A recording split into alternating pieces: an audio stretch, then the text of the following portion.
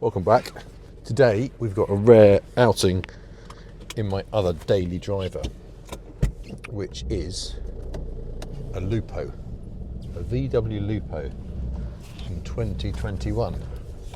But as you might expect from the fleet, it's not just any old Lupo, it's a Lupo 3L. Now, somebody on the YouTube that once did a video on one of my cars, which was a Mazda MX-5 with a V6 engine in, Jack of number 27 Jack, he recently did a video on an Audi A2 1.2 TDI, so an Audi A2 3L, and this video is partly in a response to all of his misconceptions about the purpose of the 3L concept, which means not that it's a Lupo with a 3-litre engine, but it is a Lupo that uses 3 litres of fuel to do 100 kilometres of distance, which is how them funny Europeans measure fuel economy. Today, I have an opportunity to go for a little bit of a longer drive in the Lupo because I've just bought a Dunlop optical wheel alignment gauge, probably from about the 1970s. And I have just borrowed one, which took me about 2 hours to set up because it was knackered. So I thought, well, if I need to borrow one, I probably need to buy one. And luckily I found one for £40 on Facebook Marketplace, but it's an hour and a half's drive away. So I could have taken the Range Rover, but that would have used, 3 times more fuel than this. So I'm going to give you a little overview of my experience of this car. What is unique about a Lupo 3L? First of all, everything. It's got a completely different body to a normal Lupo. The steel is thinner, which makes it lighter. It has got a completely different engine to any other Lupo. It's a 1.2 TDI, all aluminium. Let's just think about the differences on the body. So apart from all of the steel being thinner on the main body, the doors and the bonnet are the same as a Lupo GTI, so they're aluminium ones, super lightweight. The boot on this car, being an early 3L, is a completely different material. I think it's magnesium alloy. The later 3Ls got the normal boot, so you can tell the earlier 3Ls, the boot at the top is longer. It's about that long at the top when you look at it from the side, whereas the normal boot is about that long. The wheels completely different, some sort of alloy magnesium, super light, much more aerodynamic than the normal Lupo. So I've owned this car on and off from 2012 to 2025. What have I done to it? I've maintained the hell out of it, as you can imagine. It's had pretty regular oil changes, but I noticed, I had a quick look at my spreadsheet, and since I bought the Range Rover, this one's been a little bit unloved.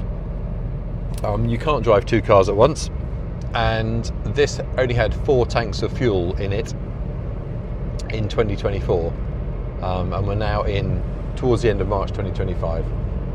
It's currently got, where's the fuel gauge? Just under 3/4 of a tank.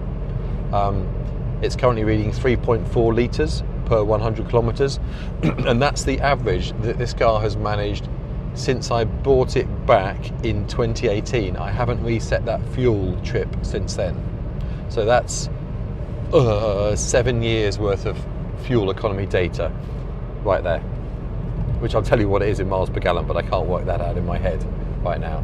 I bought some brand new, genuine VW headlights for it, because the other ones looked like a plastic milk bottle that had been through several sandstorms. You couldn't really see out of them. But these ones are now pin sharp. Mechanically, let's look at the engine. Completely different to the normal car. And of course the gearbox. It's got a hydraulically operated manual gearbox. And it has the unique feature of having a freewheel. So I'm now in drive, I'm just over 50 miles an hour, I've backed off the throttle, and the car's just freewheeling. As soon as I re-engage the throttle, obviously it drives. If I touch the brake, it engages the relevant gear, and you get engine braking as well. Inside, everything is just lighter. The seats are lighter, it's got lighter glass, steering wheel's completely different, and it is a phenomenal drive. When I bought it back, one of the rear springs had broken just through age, so then I sourced some used ones from Germany of the right springing, and a while ago, about an MOT ago I think, one of the rear springs had also broken. Now VW Classic had the correct springs in stock, but they wouldn't sell them to me because they had to investigate their stock for Russian steel content. So I was able to source some new springs from Sachs in Germany, and I was confident that they were the right sort because they had two different spring rates for the VW Lupo 3L, one for a car with air conditioning and one for a car without air conditioning, which pretty much showed me that they had the right spec stuff. So I bought those, fitted those, and the ride quality of this car is incredible. Oh look, a Defender going quite quickly, that's unusual. So all in all, it is a unique vehicle, which I just love. It doesn't really get the use that it deserves, but then again, the Range Rover is a much nicer car just to get into and do some distance, which is why this one hasn't had it. But this morning's given me this opportunity to take it for a nice drive, warm it through properly, and give it some TLC. In response to number 27, Jack, you completely missed the point of driving that Audi A2. The gearbox is not supposed to be a fast changing sports box. It's supposed to be a box that maximises the MPG of the car. So at the moment I'm doing 50 kilometers an hour in a 30 limit, 50 indicated kilometers an hour in a 30 limit. I'm in fourth gear. If I accelerate, I can actually change gear by just lifting my foot off the throttle and putting it back on, and that tells the car to change gear. So it's not like you just plant your foot on the throttle and you've got a fully automatic car.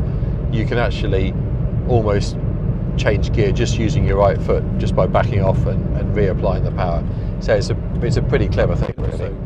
I normally run this car in eco mode, which means the turbo basically doesn't get its full range of mechanical movement because it's a variable vane turbo. So what I do try and do, a nice little old 911 just went past. What I do try and do is when it's warmed up, I take it off eco mode, and then you can just build a boost. It does have a sort of kick down function of sorts, but power wise, when this car is in non-eco mode, yeah, it nips on quite happily. I think full power is 61 horsepower, but in eco mode it's only 45 horsepower. But because it's so light and so economical, it never feels like it's slow. If you want to change down manually, you've also got a manual gate, as it were. It's not quite a Ferrari H gate, but you just go left and you can see the gears or the indicator moves. Let me just see if I can turn the light up a bit. The indicator moves from kind of the full range, so from reverse, neutral, drive, 5, 4, 3, 2, 1. You go into manual, it just gives you the numbers. Pull back, fourth gear, and off you go. Back into auto.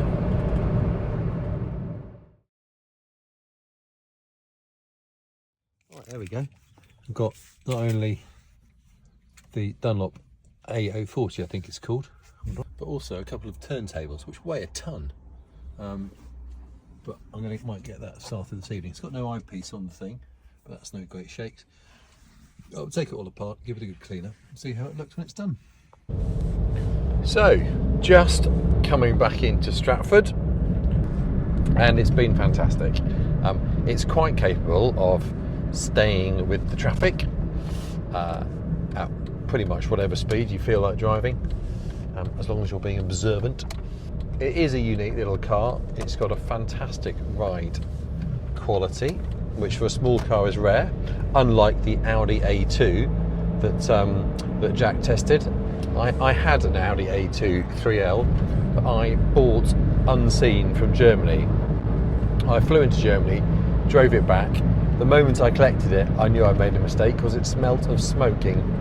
It was previously owned by a smoker, so I didn't really enjoy the experience, to be honest, and the ride quality on the Audi A2 3L was nowhere near as good as this.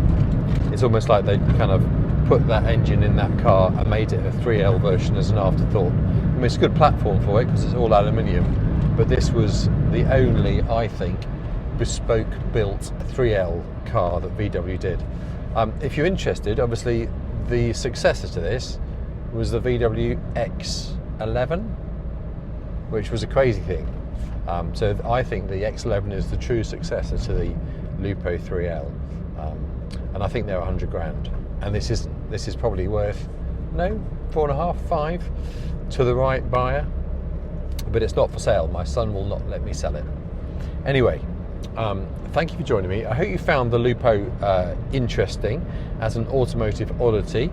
I love it. It's no Range Rover L322, so I will get out of my 3 hours in the car a little bit stiffer than I would have done had I taken the Range Rover.